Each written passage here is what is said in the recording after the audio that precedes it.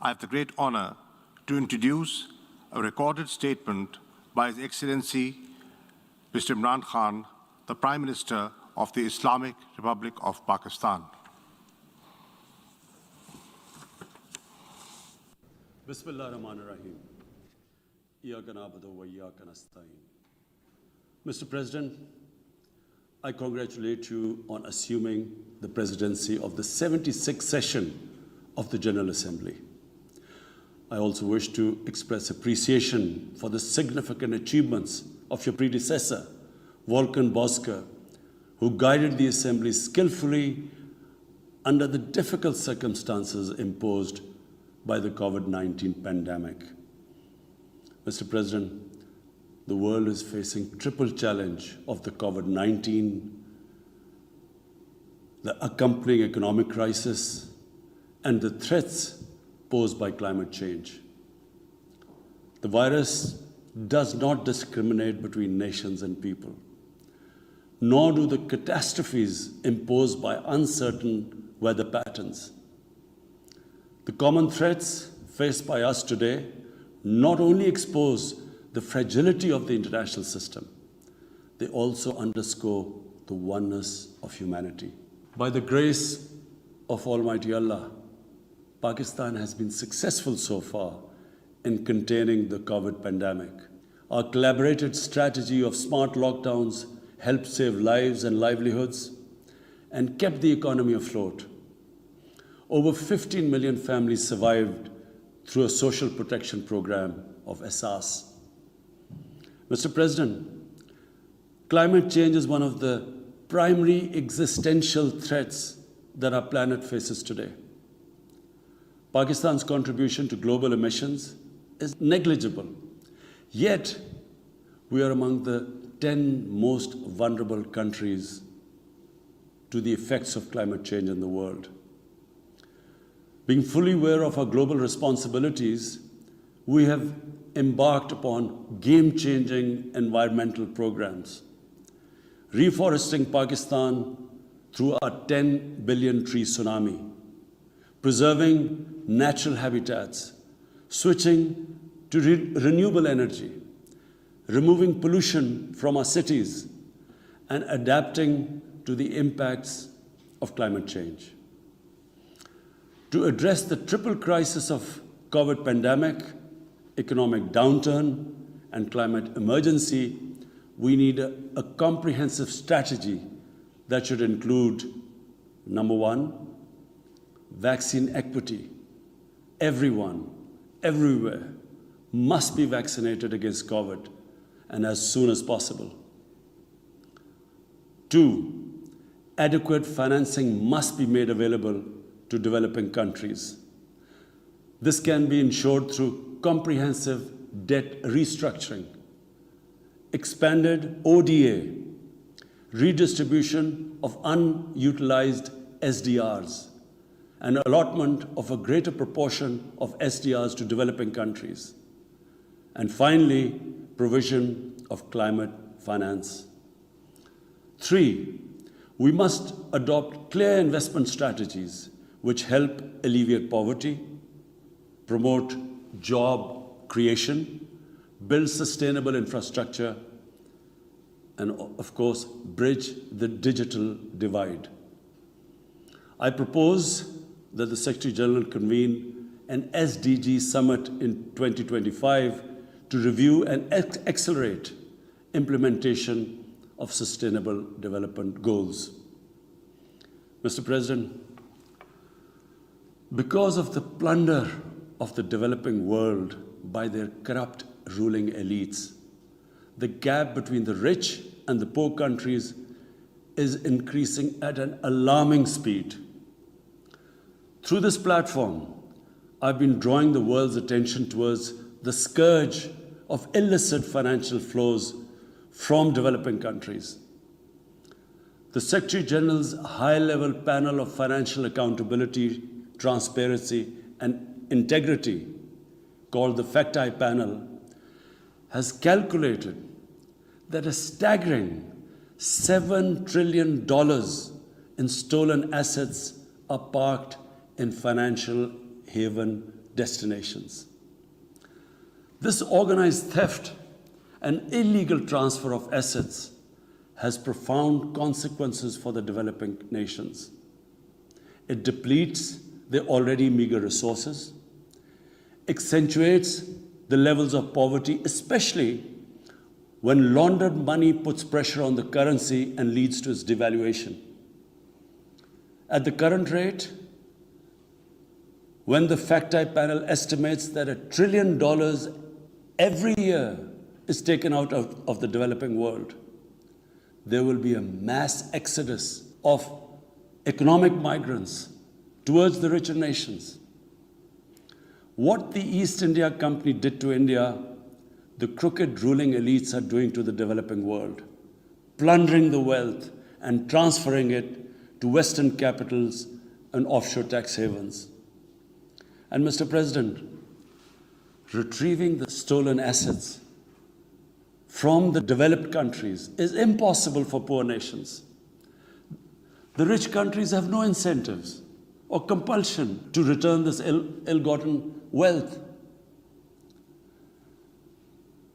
And this ill-gotten wealth belongs, remember, to the masses of the developing world. I foresee in the not-too-distant future, a time will come when the rich countries will be forced to build walls to keep out economic migrants from these poor countries.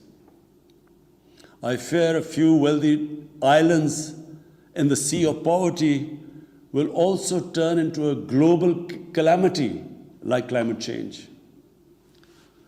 The General Assembly must take steps meaningfully to address this deeply disturbing and morally repugnant situation, naming and shaming the haven destinations and developing a comprehensive legal framework to halt and reverse the illicit financial flows are most critical actions to stop this great economic injustice.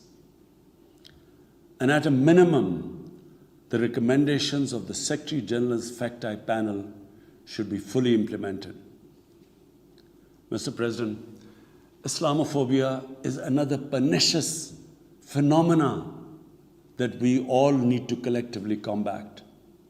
In the aftermath of the 9/11 terrorist attacks, terrorism has been associated with Islam by some quarters.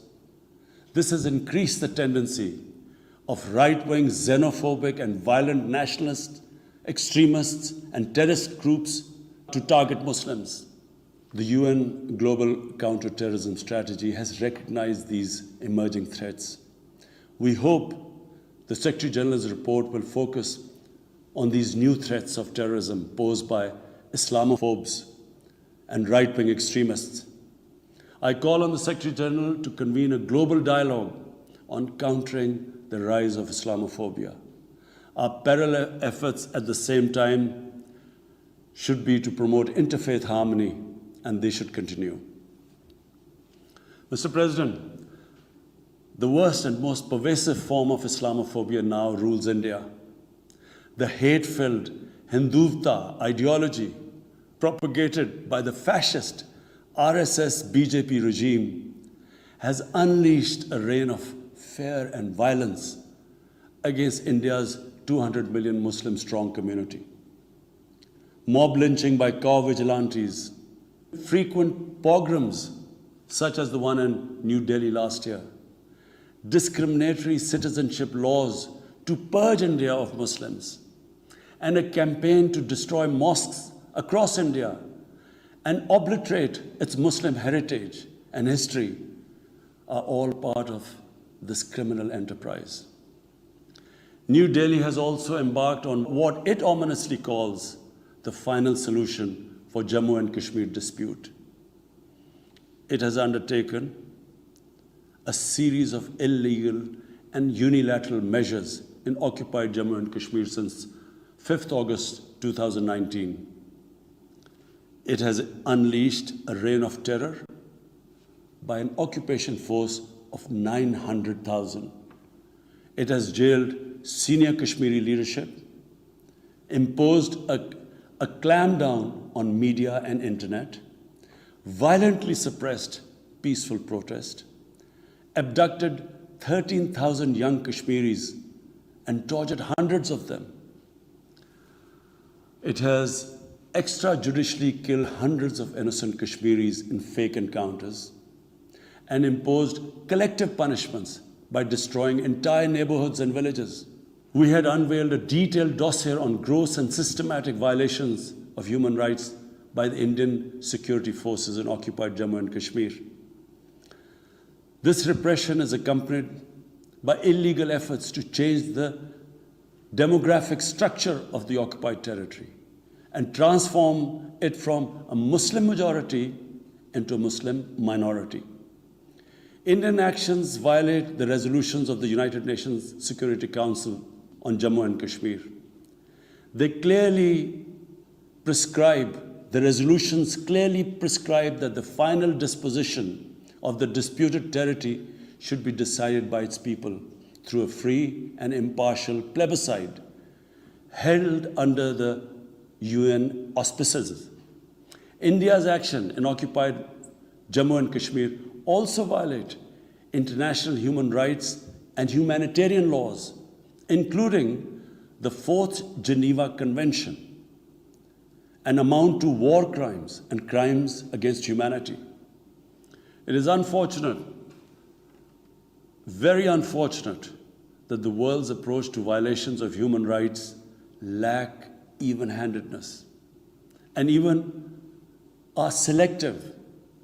Geopolitical considerations or corporate interests, commercial interests, often compel major powers to overlook the transgressions of their affiliated countries. Such double standards, and the most glaring in case of India, where this RSS BJP regime is being allowed to get away with human rights abuses with complete immunity. The most recent example of Indian barbarity was the forcible snatching of the mortal remains of the great Kashmiri leader, Sayyid Ali Shah Gilani, from his family, denying him a proper Islamic funeral and burial in accordance with his wishes and the Muslim tradition. Devoid of any legal or moral sanction, this action has been against the basic norms of human decency. I call on this General Assembly to demand that Sayyid Gilani's mortal remains be allowed to be buried in the cemetery of martyrs with the appropriate Islamic rites. Mr. President, Pakistan desires peace with India as with all its neighbors. But sustainable peace in South Asia is contingent upon resolution of the Jammu and Kashmir dispute in accordance with the relevant United Nations Security Council resolutions and the wishes of the Kashmiri people. Last February, we reaffirmed the 2003 ceasefire understanding along the line of control. The hope was that it would lead to a rethink of the strategy in Delhi. Sadly, the BJP government has intensified repression in Kashmir and continues to vitiate the environment by these barbaric acts. The onus remains on India to create a conducive environment for meaningful and result-oriented engagement with Pakistan. And for that, it must do, number one, reverse its unilateral and illegal measures instituted since 5th August 2019. Secondly, stop its oppression and human rights violations against the people of Kashmir. And three, halt and reverse the demographic changes in the occupied territory. It is also essential to prevent another conflict between Pakistan and India.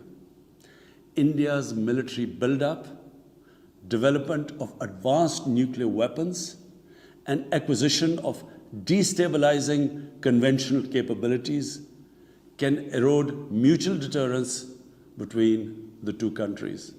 And now, Mr. President, I want to talk about Afghanistan. The current situation in Afghanistan, for some reason, Pakistan has been blamed for the turn of events by politicians in the United States and some politicians in Europe. From this platform, I want them all to know the country that suffered the most, apart from Afghanistan, was Pakistan when we joined the US war on terror after 9/11. 80,000 Pakistanis died. $150 billion was lost to our economy. There were 3.5 million internally displaced Pakistanis. And why did this happen? In the 80s, Pakistan was a frontline state in fighting against the occupation of Afghanistan. Pakistan and the United States trained Mujahideen groups to fight for the liberation of Afghanistan.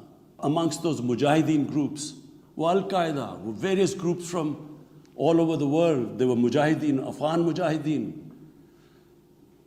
These were considered heroes. President Ronald Reagan invited them to White House in 1983. And according to news items, he compared them to the founding fathers of the United States. They were heroes. Come 1989, the Soviets leave. So do the Americans, abandon Afghanistan. Pakistan was left with 5 million Afghan refugees. We were left with sectarian militant groups which never existed before. But the worst cut of it was that a year later, Pakistan was sanctioned by the US. We felt used. Fast forward 9/11, Pakistan is needed again by the US because now their US-led coalition is now invading Afghanistan, and it could not happen without Pakistan providing all the logistical support. What happened after that? The same Mujahideen that we had trained that fighting foreign occupation was a sacred duty, a holy war or jihad, they turned against us. We were called collaborators. They declared jihad on us. Then all along the tribal belt bordering Afghanistan, the Pakistan semi-autonomous tribal belt, where no Pakistan army had been since our independence, they had strong sympathies with the Taliban, Afghan Taliban, not because of their religious ideology, but because of Pashtun nationalism, which is very strong. Then there were 3 million Afghan refugees still in Pakistan, all Pashtuns, living in camps, 500,000, the biggest camp, 100,000 camps. They all had affinity and sympathies with the Afghan Taliban. So what happened?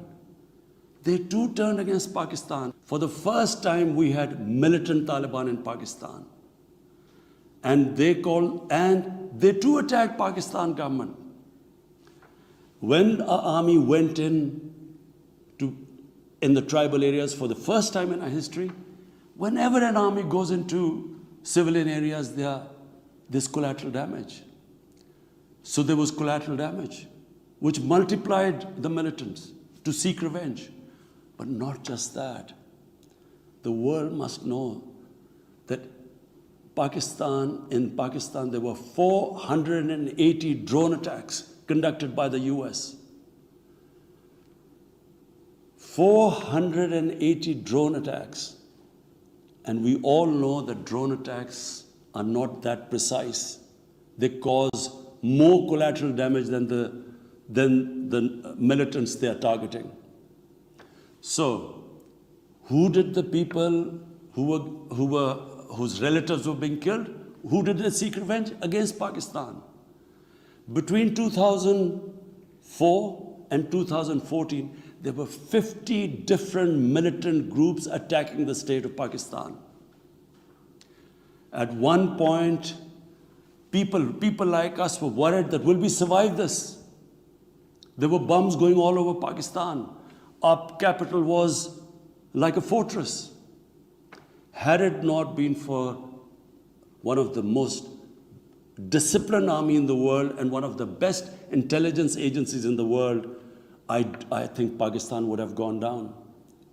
So when we hear this at the end, there's a lot of worry about in the US about taking care of the people who helped them, the interpreters and everyone who helped the US. What about us?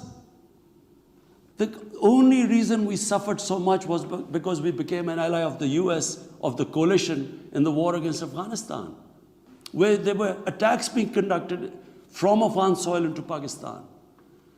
At least there should have been a word of appreciation.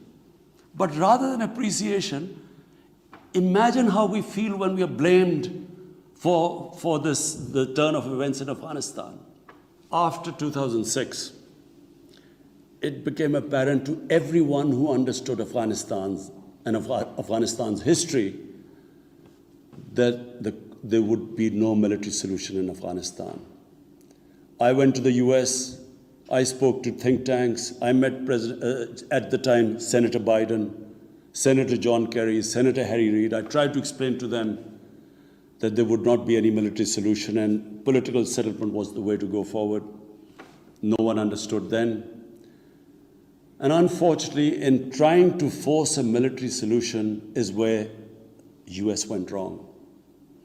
And if today,